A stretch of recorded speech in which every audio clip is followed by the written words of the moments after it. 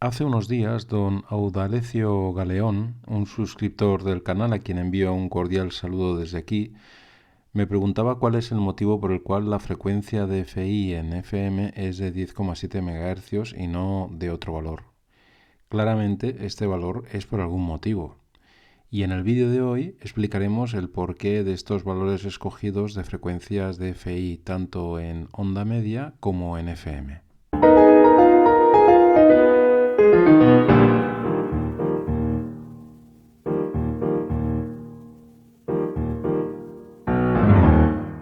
Recordemos que en un superheterodino como los que encontramos en los receptores analógicos más comunes, tenemos un diagrama de bloques como el que vemos aquí. La señal de antena entra por un circuito sintonizado variable que selecciona la emisora que queremos sintonizar. Este circuito sintonizado normalmente es un sencillo tanque LC. Después tenemos un amplificador y un mezclador donde tenemos un oscilador local sintonizado a una frecuencia correspondiente a la frecuencia a sintonizar más la frecuencia de FI que deseamos.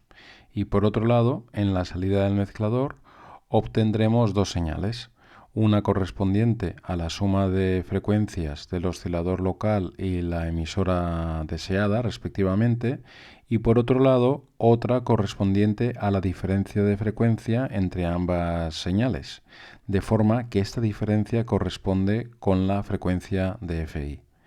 En este vídeo no vamos a explicar por qué ocurre esto. Por otro lado, tenemos un problema, ya que aquellas frecuencias que correspondan con la frecuencia deseada más dos veces la FI, la llamada frecuencia imagen, también nos aparecerá en la banda de FI. Luego veremos que justamente un compromiso entre la frecuencia de FI seleccionada y el diseño del circuito de entrada nos permitirá evitar o como mínimo paliar este problema. Después tendremos una etapa amplificadora sintonizada en la frecuencia de FI, de forma que no solo eliminamos la señal correspondiente a la suma de frecuencias, sino que gracias a este filtro tan selectivo podemos eliminar cualquier vestigio de emisoras adyacentes. Esta etapa amplificadora nos mejora también la sensibilidad del receptor. Después, la señal de FI pasa al demodulador, que en las radios antiguas estaba compuesto por un diodo detector y un pequeño condensador, donde ya recuperamos la señal de audio en banda base. En resumen, la frecuencia de FI se ha de seleccionar de modo que facilite un alto rechazo de la frecuencia imagen en toda la banda de recepción y por otro lado que permita tener una etapa de FI con una gran selectividad y una alta ganancia y que la solución sea lo más simple y económica posible. Por lo tanto, vamos a ir viendo estos criterios de diseño para cada una de las etapas para ver cuál va a ser esa frecuencia de FI idónea. Por ejemplo, en la etapa de sintonía deseamos que el filtro sea sintonizable en toda la banda, que tenga buen rechazo en la frecuencia imagen y que tenga unas pérdidas de inserción pequeñas, ya que cualquier atenuación antes de la primera etapa activa va a contribuir directamente a la figura de ruido del receptor. Y todo esto con un circuito bien sencillo como es un tanque LC sintonizable. En este caso, lo que nos va a interesar es tener frecuencias de FI elevadas, ya que la frecuencia imagen está a dos veces la frecuencia de FI y eso nos va a facilitar tener un mayor rechazo de la frecuencia imagen. Por otro lado, el filtro de FI ha de ser lo más sencillo posible y ha de presentar muy buena selectividad. En la época de las primeras radios era muy difícil conseguir circuitos sintonizados con un alto factor de calidad en altas frecuencias y por eso se preferían frecuencias lo más bajas posible. Por lo tanto, en este caso nos va a interesar que la FI sea una frecuencia baja. Y lo mismo va a ocurrir con el amplificador de FI. El efecto Miller reduce de manera muy importante la ganancia en frecuencias altas en los triodos de la época. Y aunque más adelante con las válvulas pentodo se mejoró bastante este problema, Cuanto más baja sea la frecuencia, más fácil va a ser obtener ganancias elevadas. Entonces, ya hablando en concreto de la frecuencia de FI seleccionada en onda media, ¿por qué 455 kHz? Pues como hemos visto antes, nos interesa que sea lo más baja posible. Y esta frecuencia está por debajo de los 550 kHz, que es el extremo inferior de la banda de AM.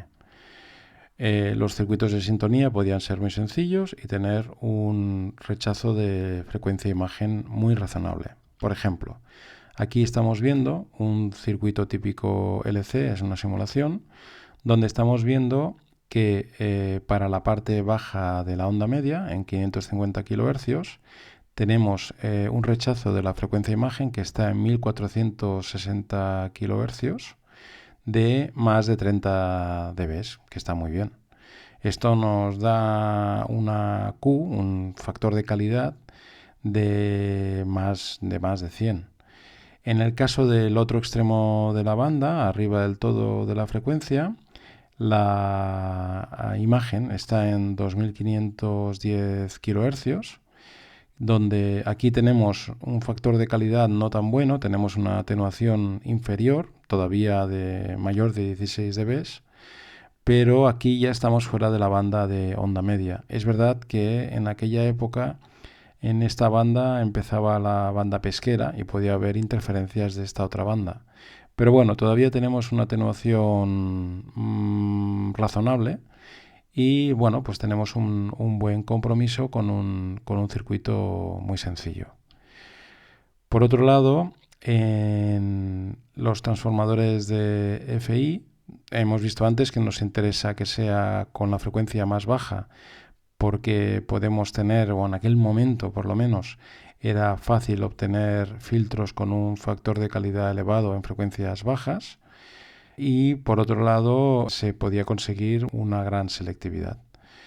La ganancia además en las válvulas en esas frecuencias se veía afectada por la capacidad de Miller, pero todavía era razonable.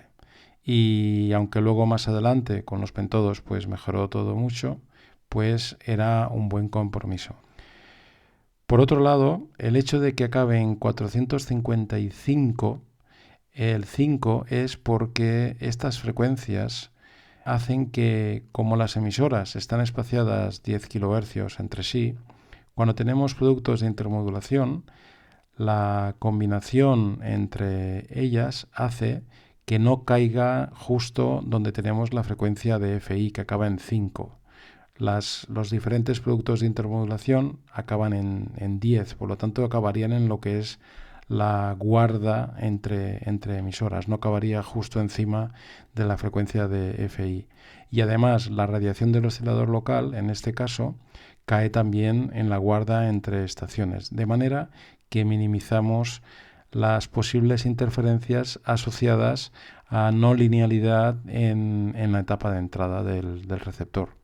Por otro lado, también en aquella época las frecuencias en las estaciones fuertes, que estaban, digamos, más o menos cercanas, se seleccionaban de manera que la combinación de señales también diera productos de intermodulación que no cayeran en la FI o que no cayeran en la frecuencia imagen de las diferentes emisoras.